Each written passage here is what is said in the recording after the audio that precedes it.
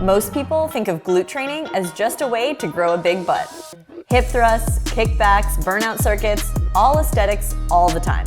But your glutes are actually so much more than a muscle to sculpt. They're the powerhouse of your posterior chain.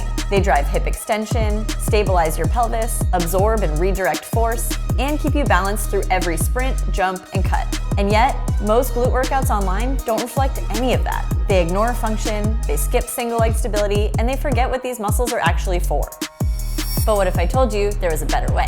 In this video, I'm walking you through 5 exercises to train your glutes like an athlete, not an influencer. Focused on real strength, function, and performance. Let's get into it. Exercise number 1 is the foot elevated single leg hip lift.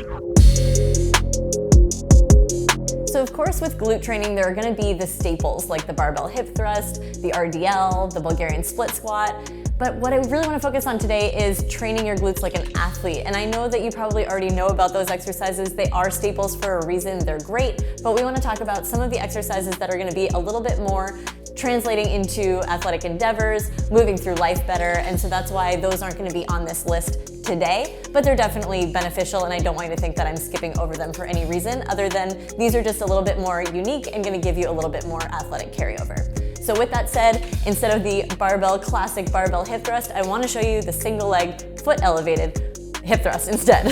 So for this exercise, what you're going to do is you need something for your shoulders and something to elevate your feet. So typically a bench for the shoulders and a box for your feet, but you can also you can stack some plates and use that here as well if that works. And then from there, you're going to bring your arms out to the side and you want your upper back to be resting on the bench. You don't want to be so low that it's like your neck or the tops of your shoulders. You want to get high enough so that you have a good amount of support here. And then that other foot is going to come up on the box. You can start with just your heel pressing down. From there, you're going to pull this other non-working knee in and you're going to drive through your heel, raise the hips up, and then lower yourself all the way down. So you're getting that good stretch at the bottom. So a couple of key points to think about here is as you drive up, you want to think about your rib cage position. We don't want to drive up and arch and flare your ribs because you're going to feel that in your lower back. So we're thinking ribs down, chin down, and keeping ribs down the entire way through. We also want to think about getting full hip extension. So we don't want to cut this short and just stop here. We want to make sure we drive the hips all the way through. That's really going to focus on that glute max. And then another thing is at the top, we want to think about getting your shin into basically a straight line at the top. So if it's not, you might be too far out. And in that case, you might feel your hamstring too much. If it's angled like this, you might be feeling your quad too much. So you want to find that area where you're basically hitting a 90-degree angle with that leg, squeezing the glute and coming back down. Now with any good glute exercise, we want to be able to progressively overload it. So that's why I'm not including exercises like donkey kicks and clamshells and things where once you get to a certain point, you can't make it harder with anything other than adding reps. With this one, we can definitely make it harder by adding reps, but at a certain point, you want to add load. And the best way to do that is with a dumbbell. There's a couple different ways. You could add a band, you could try barbell, you could try kettlebell. All of those feel a little bit awkward to me. I like the dumbbell because you can kind of angle it so that it sits in the crease of your hip a little bit more naturally. So we're going to have it kind of in that hip crease, other arms out to the side, and you're holding onto it with the arm that's on the same side just to stabilize it. And then from there, you can go down and up. Holding that dumbbell, you can hold it by the outside, whatever feels more natural for you. And we want to make sure that you're still getting as full of a range of motion as we can, but then we're adding load to make it more difficult and to make sure that you're always making progress. The foot elevated single leg hip thrust targets the glute max through a full range of motion, improves pelvic stability, and helps you build real single leg strength that translates to sports. It trains hip extension, which is a key driver of sprinting and jumping. It trains unilaterally, which means better balance, pelvic control, and injury prevention. And it places minimal load on the spine, making it safe for higher volume. Exercise number 2 is the Landmine Curtsy Lunge. I love this exercise for training your glutes like an athlete because it takes you out of the standard sagittal plane and gets you into the rotational plane, which is something that we don't necessarily experience a lot in the gym, but we experience a ton when we're playing sports or doing anything athletic. We're often moving outside of this front to back plane of motion. And so we want to train that in the gym to prepare you for those demands on the field. So for the Landmine Curtsy Lunge, you're going to want to grab it with an underhand grip. So you're grabbing outside of the weight on the end of the barbell with this underhand grip, and your outside hand is the one that's supporting it the most. Your underhand is kind of like, I usually do like a thumb hook just to kind of have that extra support, but this is really the hand that's giving you the most support on the bar, and you're going to keep it tight to your chest. And then from there, you're thinking about angling yourself slightly toward the weight, and then we're going to take that step back and across your body, but you're keeping this shin vertical, and then you're pressing through the heel, driving and coming on up.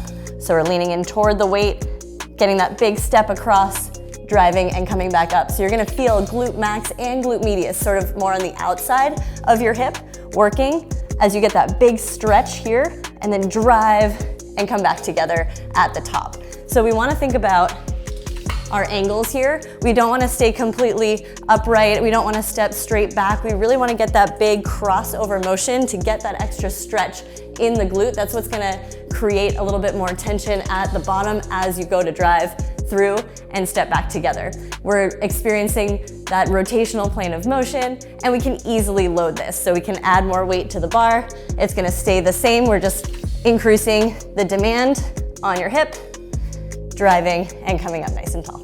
The Landmine Curtsy Lunge helps you build strength, stability, and control in the same angles you'll experience on the field. It hits the glute medius and glute max through a diagonal plane of motion. It challenges hip stability and control, especially under rotation, and it's great for building resilience and strength in positions that mimic change of direction. Exercise number 3 is the high box step up. So this is actually a really common one in the bodybuilding influencing world, where typically you'll see people doing it supported. So you'll see them doing this high box, but they'll actually have their hand on like a squat rack or a pole or something to support them, and then they're driving through and standing up and coming on down. And the reason that they do that is to actually add a level of stability, take away the stability demands of the working leg so that you can load it up a little bit heavier.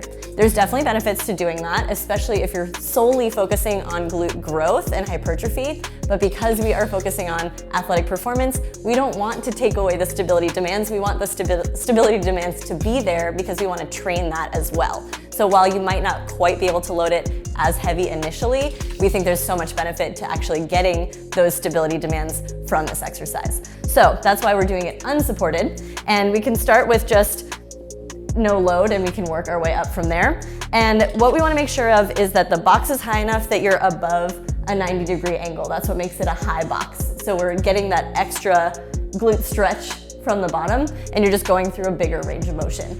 Then from here, what we want to think about is really using this front leg primarily. So the back leg, you're trying not to push off from this back leg. We're really trying to focus on the front leg here. We're trying to drive through the heel, come all the way up to standing full hip extension, and then slowly lower yourself back down as well. That eccentric portion of the movement is still important. We don't want to just fall down from the top. So again, we're here, we're pushing through the heel, loading, driving, and then slowly sitting the hip back and coming back up. This is gonna hit the quads and the glutes equally, but you can kind of adjust your angles to make it a little bit more glute focused. So if you wanted it to be more quad focused, you can drive that knee forward more and drive through your toes. That's gonna hit the quads a little bit more. If you want it to be more glute focused, you can kind of hinge your hips a little bit more, drive through the heel, and that's gonna hit the glute a little bit more aggressively.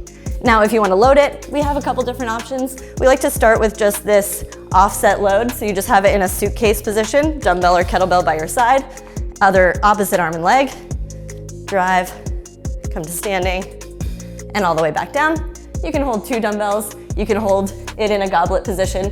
The loading doesn't really matter, whatever feels most comfortable to you. What matters is that full range of motion, single leg strength, focusing on the glute. The high box step up is one of the best ways to train explosive hip drive. The high box forces a deeper hip angle, which means more glute recruitment. It also improves knee drive, a key component of speed mechanics. It builds unilateral glute and quad strength with a heavy demand on hip extension, and it mimics the motion of sprinting, bounding, and cutting. Exercise number 4 is the slider reverse lunge.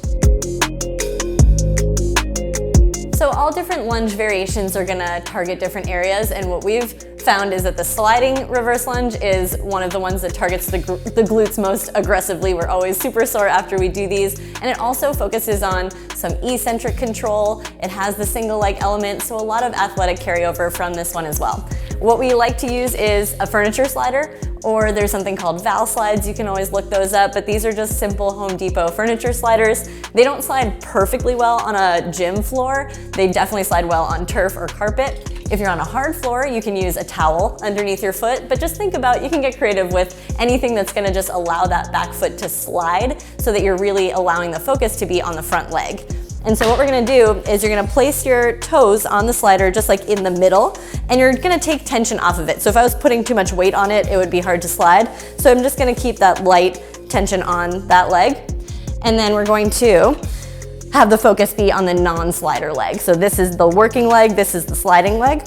And what we're gonna do is we're gonna hold a weight in the opposite hand of the leg that's working, and we're gonna slide that back leg back, and we're gonna get into a vertical shin angle here at the bottom, and then we're gonna think about pulling with the heel. So you wanna think about pulling your hips through by pressing your heel down and driving the hips forward. So we really wanna get that connection between driving the heel and the hips together. The intention here is definitely really important. If you just kind of plop down and plop up and go through the motions, you're not gonna feel it as much in the glute as if you get to the bottom, tap that knee, and then think about driving the heel and driving the hips. So heel, push through, and get the hips coming forward.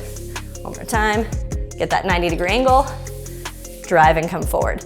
Now I kind of talked about this with the step up as well, but the angle of your shin really matters in terms of where you're gonna feel a certain exercise. So if we did this and we wanted to be more quad dominant, we wouldn't go so far back with the back leg. We'd let the knee go forward over the toes, and you're gonna feel a lot more quad. We're trying to avoid that with this one because we're focusing on the glutes. So again, we're getting a pretty big stride, making sure that shin is vertical, the knee isn't going over the toes, pulling with the heel, and coming on up. My glutes are already burning just from those couple reps. It's a really great one, and I love the fact that you have to control the eccentric as well. So you don't, with the step back, you're not as controlled, whereas with the slide, you kind of have to balance, get that stability, control it on the way down, and then drive on the way up. The sliding reverse lunge trains glute strength and control through improved balance, deceleration, and real-world single leg stability. It emphasizes eccentric control through the glutes and the hamstrings. It builds coordination and balance while training hip extension in a dynamic, athletic way. It's great for developing deceleration strength, essential for reducing risk of injury in sports, and it's minimal equipment, high reward. Exercise number 5 is the cable hip abduction.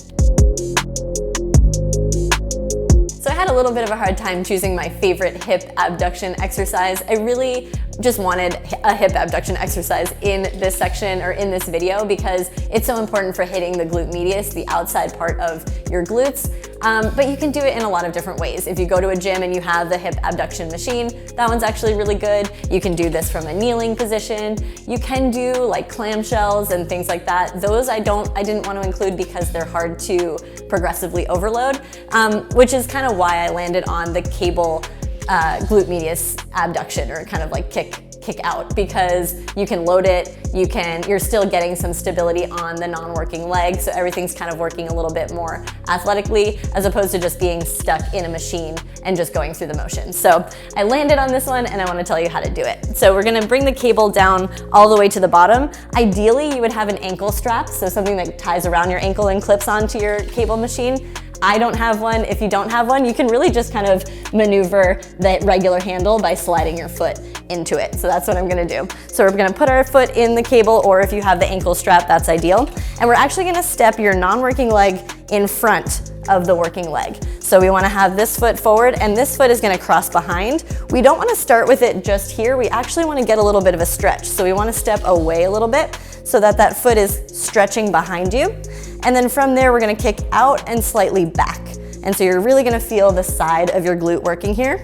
And then you're gonna come across, get that stretch, and then kick out and across, or out and back slightly. So we're kind of going at about a 45-degree angle back behind you.